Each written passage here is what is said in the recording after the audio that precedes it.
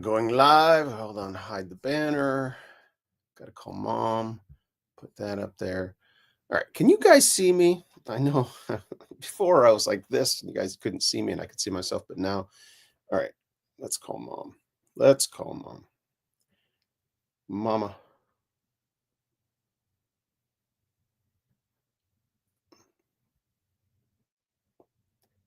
Ringing. Speaker. Mama. Hello. Did you hang up with Aunt Cheryl? Just kidding. What? Did you hang up with Aunt Cheryl? Can you not hear me? Did I hang up what? With Aunt Cheryl. You were on the phone with her, weren't you? Oh, yeah. Yeah, I was in Bible every morning. I know. Don't mind me. I'm all scatterbrained. Well, I'm a little scatterbrained myself, so anyway, we'll get this correct. So can you see me on camera? Are you in Miracle Mom? Are you watching? Yeah, I have you up. I see your Gavlik shirt back there. I have one of those. Wait, do you see my face? I see you, and then behind you is your Gavlik shirt hanging up there. Yeah. And I see you. And you see your face? Yeah. And now do you see me? Yeah. You see my face? Yeah. Okay. When you move to your right is when you disappear off screen. Am I on screen right now? No. Oh my gosh, this is strange. All right, maybe they fixed the issue. I'm confused. All right. Now I see you. Stay right where you are. Do not move. I guess they fixed it because last week you guys couldn't see me, and the whole time all right. StreamYard is fit. They made some kind of changes. They must have had a software update because like everybody now in the comment section has their online handle as their name. Oh. And then I guess they fixed this glitch as well. So now you can see me. All right. Yeah. All right. Whew. So it's not just we're good. All right. This makes it easier. I wanted to also point out I've to the crew here. I have a few other changes that I've made to the background. I'm sitting in a chair that says Armenia. I have a hoodie. It says Armenia, and this says Armenia in Armenian. Right here. Nice.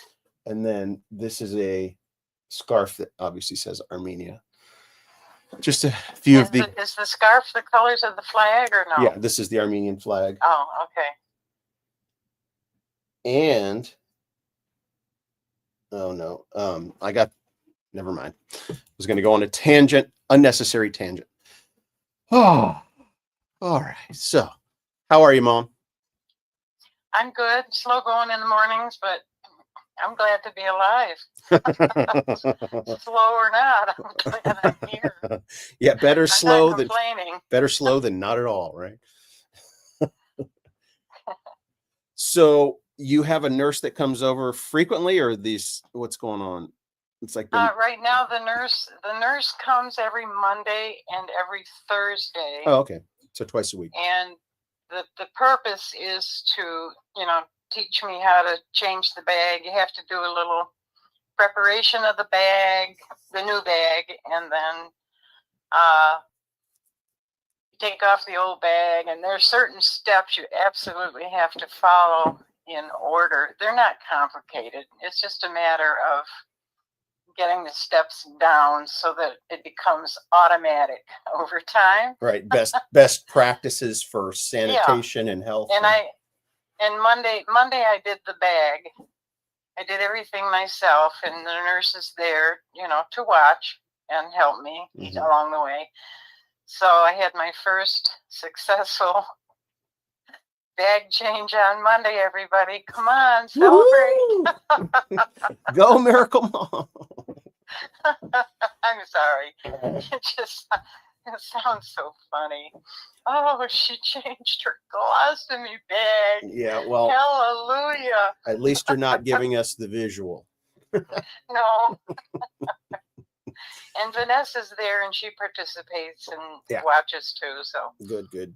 Nice. But this will go on. This will go on for 4 more weeks of visits. Monday, Thursday. Gotcha. Okay, so I may not be in the room on those days. Yep, got it. All right, good to know. And you and the positive is you're still with us. Yes. Thank you, Lord. I've been just meditating on my journey and the thing that I've been doing and working on, and then this moment of uncertainty when you told me about the surgery and in my mind it's like preparing for the worst, hoping for the best, preparing for the worst, and coming and taking that time out of my schedule to come and be with you and hang out and Michelle, and it was just a glorious chapter, right? A moment in my life, in your life, in this journey, and all of the unknown that preceded it, and now here we are after the fact, realizing, okay, all right, you've got a new lease on life, as they say, and however long the rest of this mortal time is, it's been extended, and it's just like a new, I don't know, a new world. Well, I've made a new request to the Lord. We probably shouldn't do this, even as Christians, but I did it anyway. Okay. I said, Lord, please just keep me here so that I'm alive to see the conclusion of Michael's project, please. Okay, that's the mother's wish. Now, whether I'm granted that or not. Well, so when did you start praying that? When did I start praying that? Was probably before my surgery. Okay. I thought, I've always said I'm ready to go home. It's God's business. Whatever the date is, he's going to take me home. But those were the things that were the heaviest on my heart, and that and the salvation of some people I'm praying for. I want to witness that. Okay. But we don't get everything we need. Moses didn't get to go into the promised land, right? Yeah. Well, see, so God answers every prayer. It's just not always the answer we want. Yeah, exactly. But however, go ahead. Well, I want to see the result of all of this that God has commissioned you to do. That's kind of the way I'm looking at it. I want to see the results. And when you get your awards, I want to hear you say, foremost of all, I want to thank my mother. You know it. You know it. I'm sorry. I shouldn't joke about stuff that's so serious. But you absolutely can. It's a mother's heart. You absolutely can joke about those kinds of things with me, and this crew. Yeah, you. Well. So. Go ahead. Keep going. Well, I'm still here. I'm still here. God has purpose, and I need to pay attention to what that is. Well, right? I'm glad you're praying that way, because that was literally yesterday and the day before on my mind and my heart and it's kind of the reason I brought that up today, of this, it's been less than a month since I was there. Your surgery was on the 24th. Right. And September. Yeah. Today's the 15th of October. So the aftermath, right? This new world that I'm talking about, this new sense, in particular, just of my relationship with you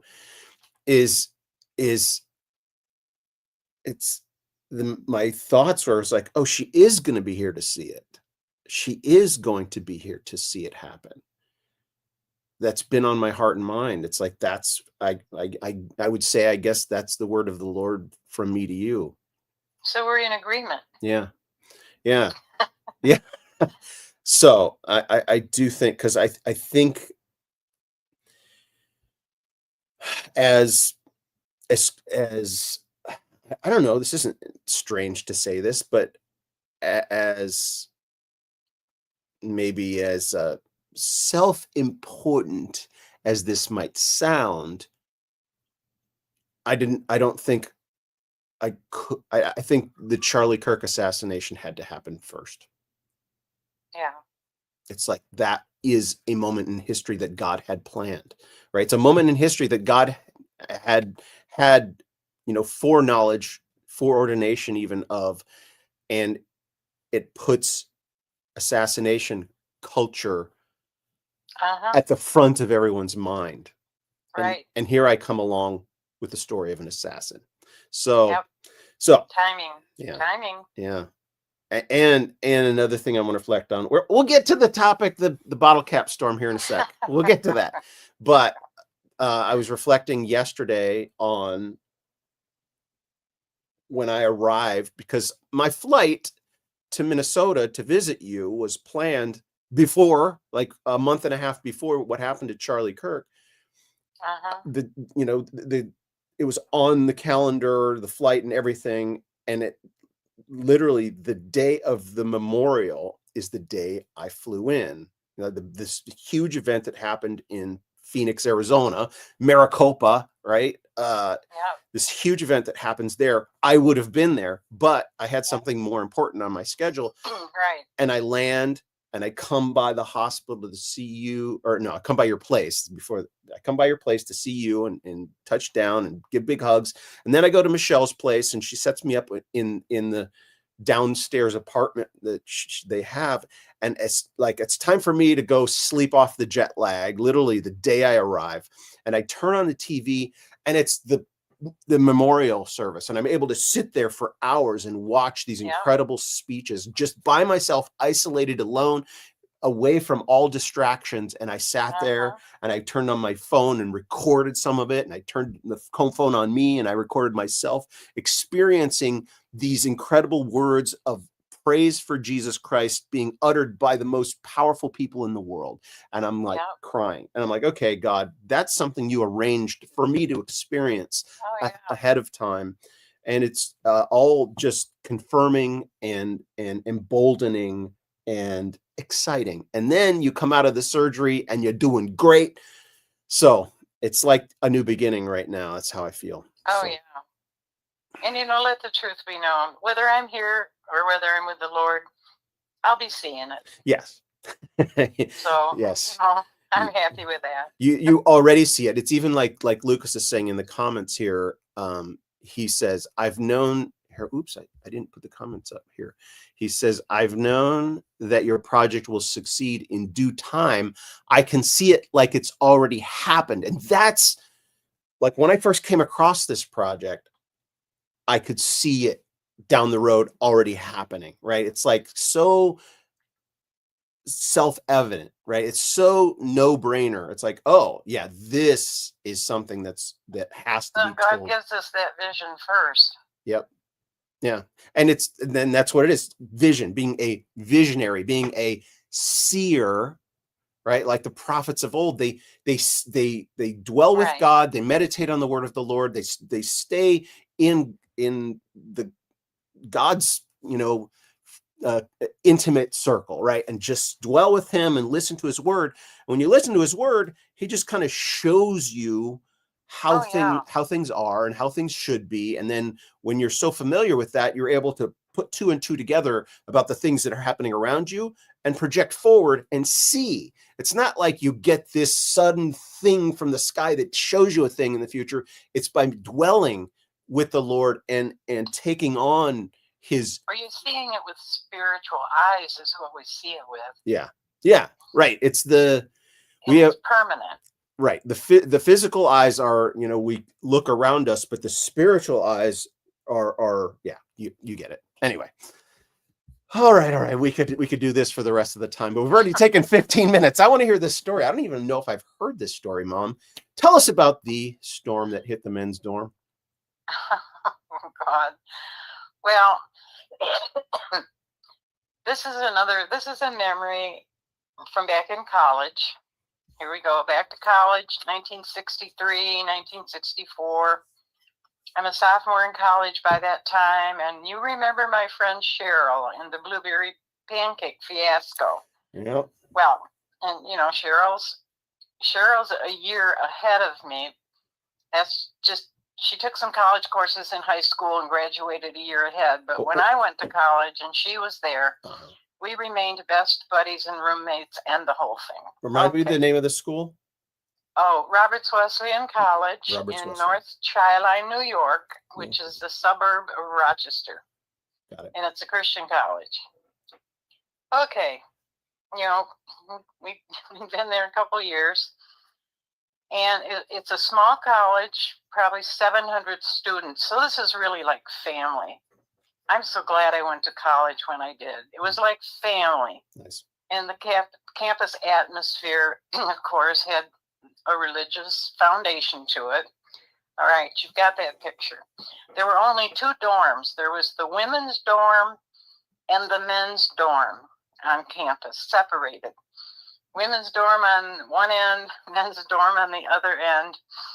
And the girls were allowed in the men's dorm in the common area. When you walk through the main entrance, was a really, really nice and spacious, you know, I'll call it like a living room area, but there were couches and desks and lamps and plants. And so we could come visit the guys over there in the common area. We were not allowed in their room because that's what college is for. It's to pair up and start breeding. You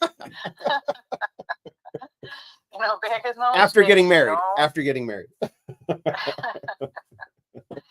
No, the girls weren't allowed in the guys' rooms. Now, each dorm, the women's dorm and the men's dorm, had they called them RAs, resident assistant. Yep. And this was a student, an upperclassman, probably someone, I don't know, senior class, whatever, designated by the dean of women and the dean of men to sort of be the, you know, I want to say security officer. Maybe that's the wrong term, but they were the ones who, if there were problems, any violence, anything, you know, that would even be considered criminal, this person was the one who had to look into that stuff, report it to the deans, blah, blah, blah. We never had any crime. There was no crime. One semester, I roomed with an RA. My roommate was an RA. So. I'm sorry, I didn't hear you. When I went to Bible college for 2 years and lived in the dorm, one of my roommates at one point was an RA. Oh, okay. So you know what I'm talking about. Yeah, yeah. And I don't know if they still do that today or not. I don't really care. But anyway, all right. So that sort of gives you the picture of the campus. The guys and girls were kept pretty much separate. But you could date. You could have a boyfriend, girlfriend. Cheryl was in fact engaged to a student. And, you know, they had their relationship all through college, and they got married on campus. Nice. In their senior year. Anyway, okay, backing up. The thing that's frustrating me about this memory is I can't remember. The guys had done something to the girls, and I don't know exactly what it was. We used to play pranks as you're learning on each other, just stupid pranks, fun stuff. Nobody ever got hurt. The guys had done something to the girls, and I can't remember what it was, but we promised them, Cheryl and I, we were sort of the leaders of whatever was going to be happening. Cheryl and I promised them there will be revenge. There will be revenge.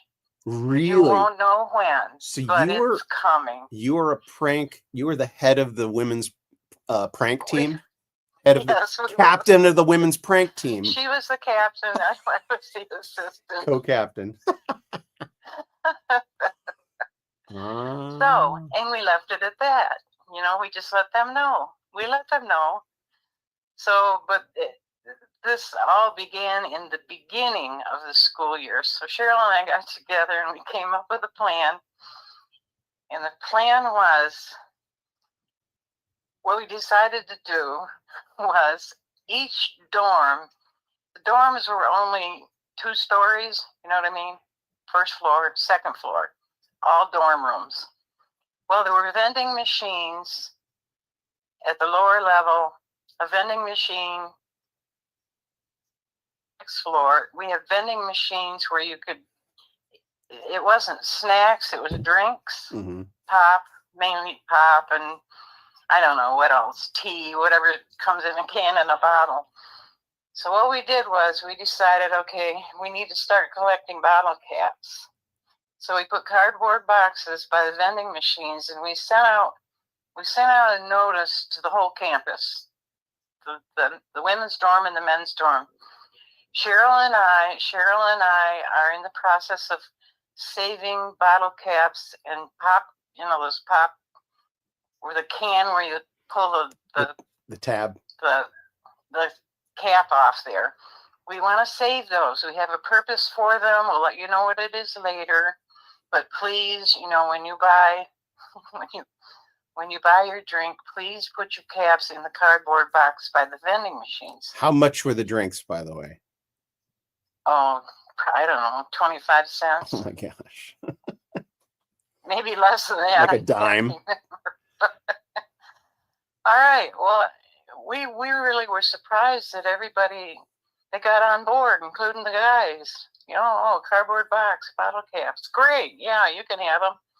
We even began to think maybe that the ones who lived off campus were bringing their bottle caps. I don't know. All right. So the year goes on and the boxes are starting to fill up and we're all excited and happy and getting closer to the event that we promised everybody. We're going to let you know. Anyway, okay. So our target date was finals week at the end of the semester. Finals week was coming. We decided on a Friday night. Here's what this was our revenge plot. This is what happened. It was after dark, around 10 o'clock at night. Now these dorms were never locked. They weren't even locked. You come and go as you please.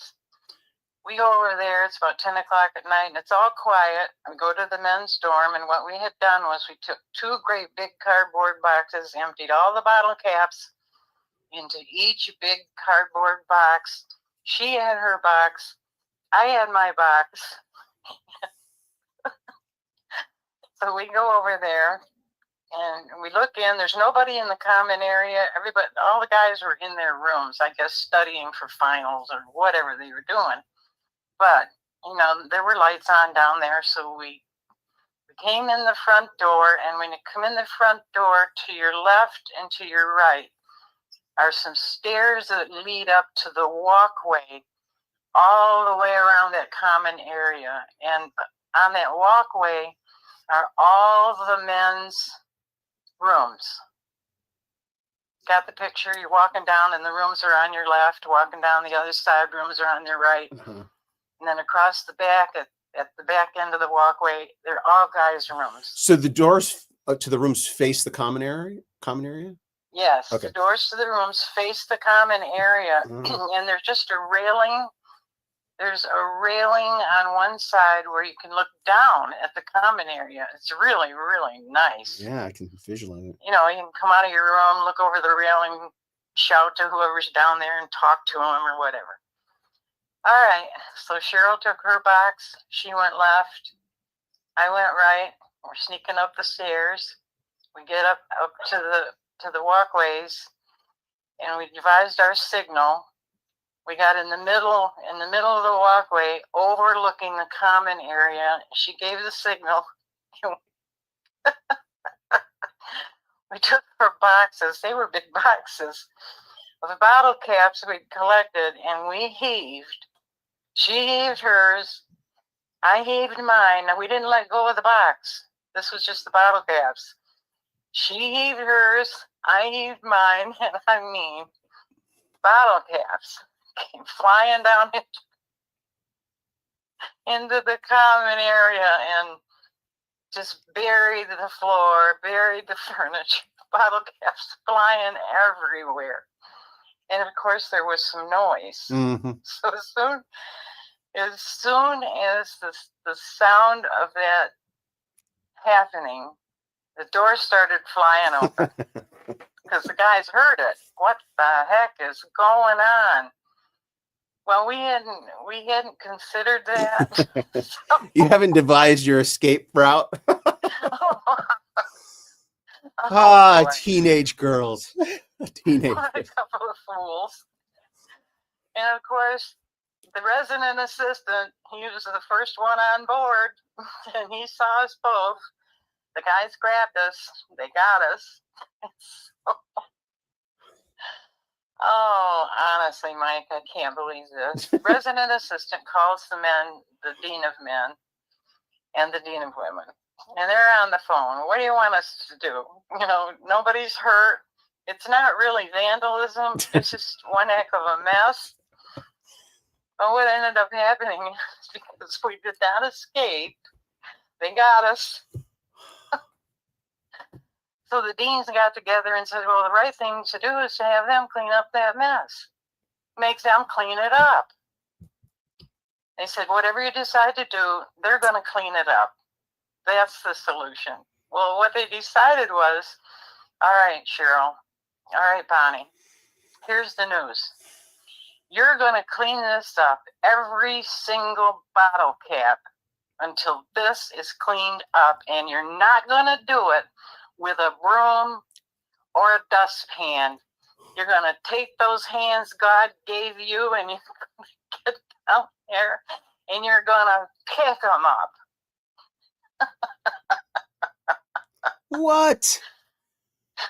Are you still there? Yeah. So this was 10, 11 o'clock at night. Well, what I remember was it seemed like the sun was coming up by the time we got finished. Mike, how stupid can you be? Oh my gosh. That's like a backfired prank. Complete. Totally backfired. We were too young to think about how we thought we would just run out, and they never know who did it, right? How stupid is that? You were just caught up in the moment. It was just the caught excitement. Up in the moment. And it was the sneaking in. Nobody's going to catch us. All right, we're here. You ready? And maybe you just didn't think, you probably thought through the visual, right? The visual of dumping. It's like, no, this is what it's going to look like. But the audio, you probably just, It was just dump and run. That's all we thought. We'll just run and they'll never know. They'll never know. Oh my gosh. You should have had, what do they call it? Black bloc, right? Masks on and what's it called? Black bloc. It's what, like, Antifa, the people that go and storm federal buildings, they wear all black. They wear all black. They wear black masks, black hats, black hoods. The ninja look? Yes. Yeah. No, we got caught red-handed. So much for revenge. So did that end the prank war is the question. It's the only other prank I can remember off the top of my head. Probably did. Yeah, I mean, a complete backfire, right? The prank was supposed to, you probably envisioned a bunch of guys on their hands and knees picking up bottle caps for hours. That was the goal. That was the goal. And God said, no. That's not going to happen. What is it? Many of the plans, or the best laid plans of mice and men. There's some famous quote. The best laid plans. I can't even finish it. But so this, I have not heard this story.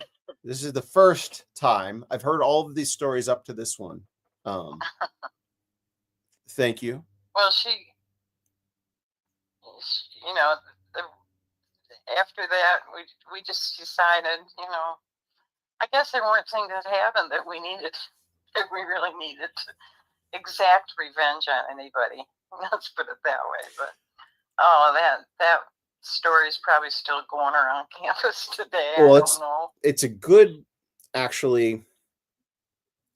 This is a good wrap up for this. It's a good kind of object lesson about pranking, because I had a very similar. It didn't involve bottle caps, but I had a similar kind of experience in college dorm life involving pranking, except it wasn't boys and girls dorms pranking. There were two separate boys dorms that were pranking each other, and I must have inherited it from you. I was kind of took on role of one of the main executors of the pranks from my dorm, and a prank was executed against me that was a backfire, et cetera, et cetera. So, and at that moment, I have a stupid call. Okay. There was a call coming in. In that moment, when the prank war took a bad turn, like yours, the prank war took a bad turn, I realized that the spirit of pranking can possess you, right? It can be an evil spirit. It can be like, why are you doing it? Yeah, it's okay. Like, guys have a tendency to like punch each other in the arm out of affection and love, right? That's just how guys, do express affection sometimes, but it can turn, right? It can go too far. And so that's kind of what happened to you guys. Is you had one thing in mind and it did not come to pass, and it kind of it nipped that spirit in the bud right there. And so the cautionary tale is check your motives and and think it through. Right. Yeah, well, no. Lesson learned. Kenneth Small, the best laid plans of mice and men often go awry. I think I'll look it up, make sure that's I want to remember that quote. All right. Love you, Mom. I love you too. We're over time. We're over time. Love you. See you tomorrow and Bible every morning. Okay. Bye, everybody. Bye-bye.